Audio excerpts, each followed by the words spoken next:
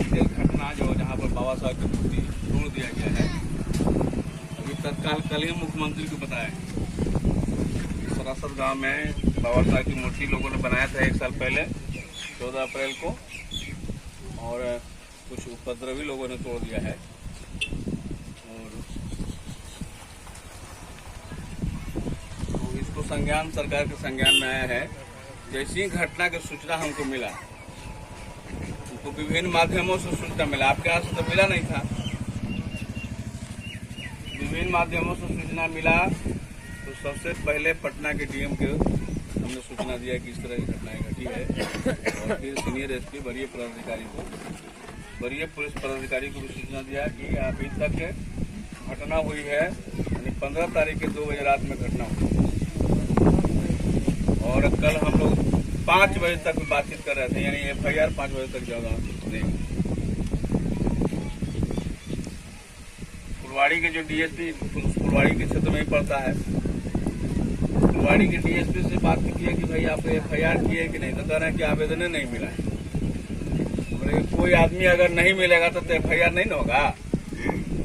आप सरकार की पुलिस अपने संज्ञान ले, उस गांव में बाबा साहब की मूर्ति बनाई गई है, कोई नहीं अगर बोल रहा, प्रशासन अपने माध्यम से ले संज्ञान ले। तो कहा कि भाई हाँ ठीक है, अपने माध्यम से हम अगर देखते हैं कि 6 बजे तक कोई अगर आते हैं तो ठीक है, नहीं तो हम सरकारी संज्ञान से हम FIR करेंगे।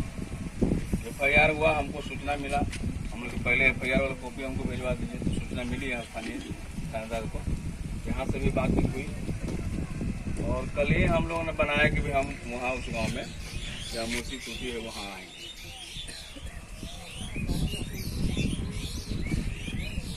अब विधानसभा जुलाई में खुलेगा तो प्रमुखता से उसको उठाएंगे।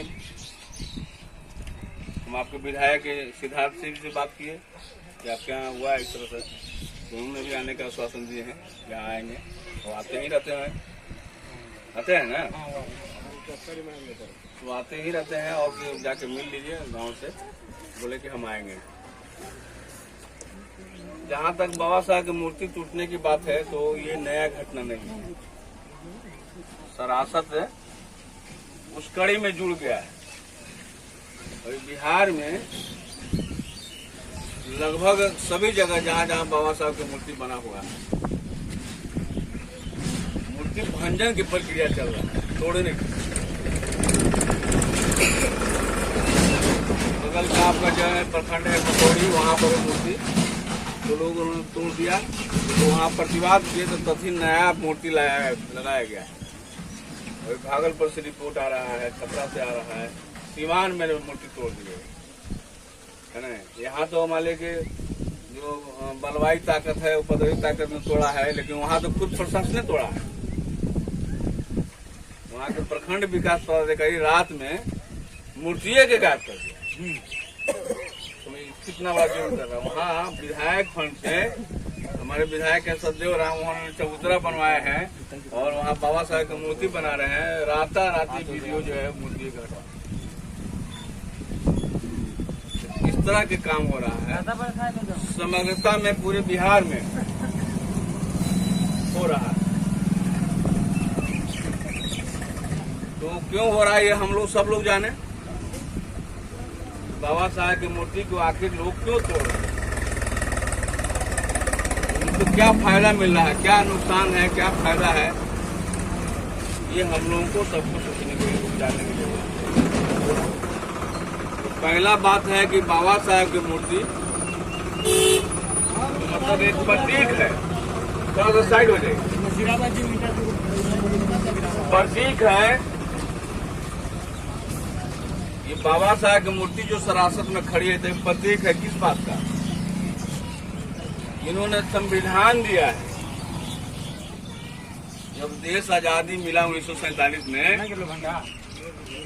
तब किसी भी राज्य का, किसी भी गांव के, किसी भी प्रखंड का या देश के संचालन के लिए एक कानून बनता है, लिखित कानून बनता है, और लिखितो बिना लिखितो है।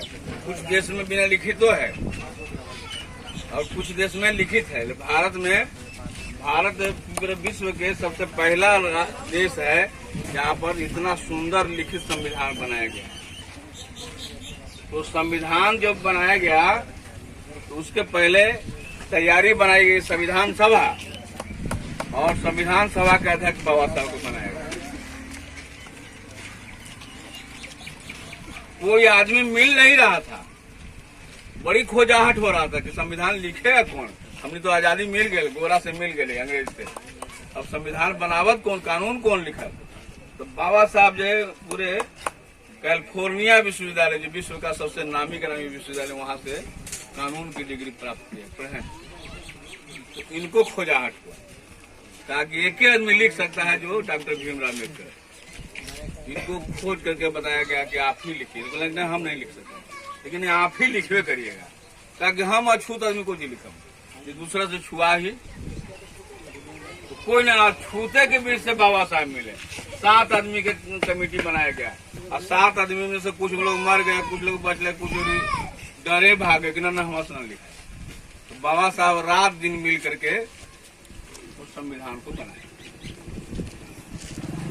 संविधान के बनाने के पहले जो हमारा जो राज्य का स्थिति, देश की जो स्थिति थी, तो वर्ण व्यवस्था पर आधारित था। वर्ण मैंने समझते हैं ना, सबसे श्रेष्ठ माना जाएगा ब्राह्मण, क्षत्रिय, वैश्य, शूद्र। चौथे पायदान पर गोपाल रविदास, रामजीवन पासवान आएंगे, जीतन मांझी आएंगे। चौथे नंबर पर हम लोग, तो चौथे नंबर का मतलब सब धंगाई पूछाए वाला।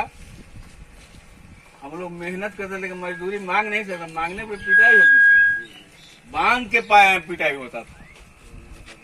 और गला में बैल देखला कि ना, बैल के अब तो नया नौजवान बैल ना देखी थे कि बैल वाला काम खत्म हो गया, अब वो जगह पे ट्रैक्टर हार्वेस्टर आ गया।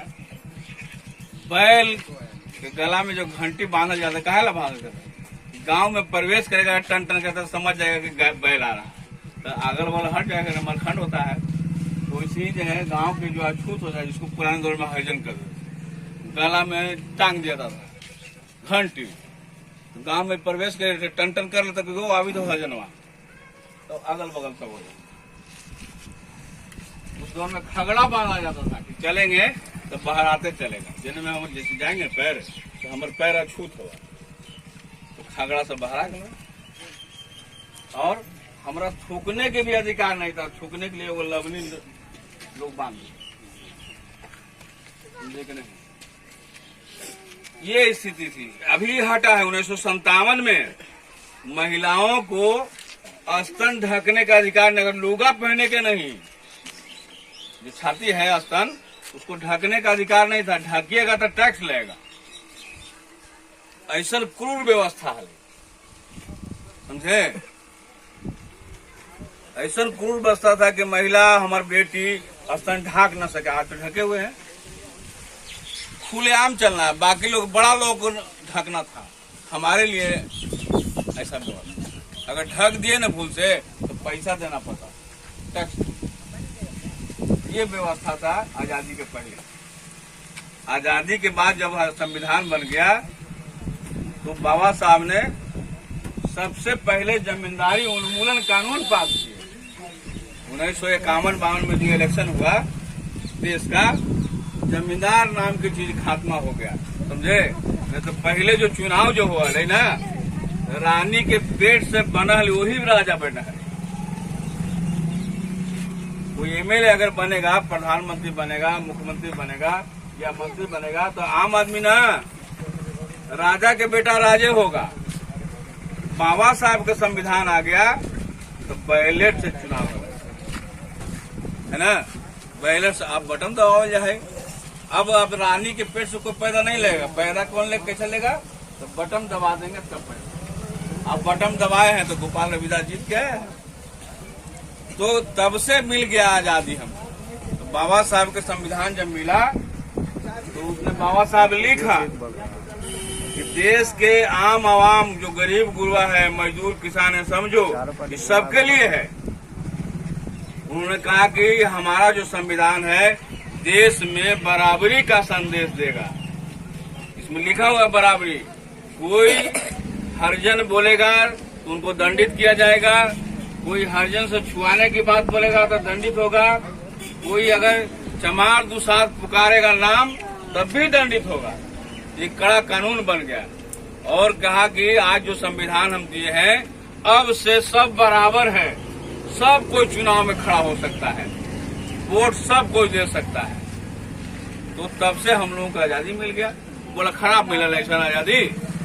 अच्छा है कि बाबा साहब जब संविधान आए तो सबसे हमने ये तो पहले कहा जा राण रेयान, गोपाल के कहलिए राण रेयान, है ना।